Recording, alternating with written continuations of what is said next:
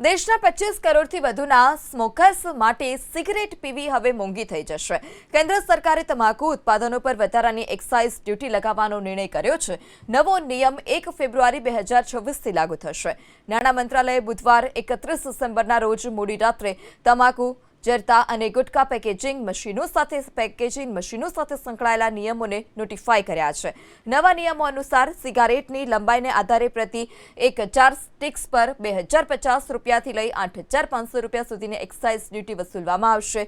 આ ડ્યુટી હાલના tax structure ઉપરાંત વધારાની હશે। સરકારનો ઉદ્દેશ્ય તમાકુ ઉત્પાદન પર ટેક્સ વ્યવસ્થાને વધુ કડક બનાવવાનો છે। ભારતમાં તમાકુ ઉત્પાદનો પર પહેલેથી જ 40% જીએસટી લાગુ છે। હવે 1 ફેબ્રુઆરીથી સરકારે કન્ઝમ્પશન સેસને સમાપ્ત કરીને તેની જગ્યા પર હેલ્થ અને નેશનલ સિક્યુરિટી સેસ અને એડિશનલ એક્સાઇઝ ડ્યુટી લગાવવાની જાહેરાત કરી છે। સંસદે ડિસેમ્બર 2025માં જ આ સંબંધિત બે બિલને મંજૂરી આપી દીધી હતી। નવા નોટિફિકેશન અનુસાર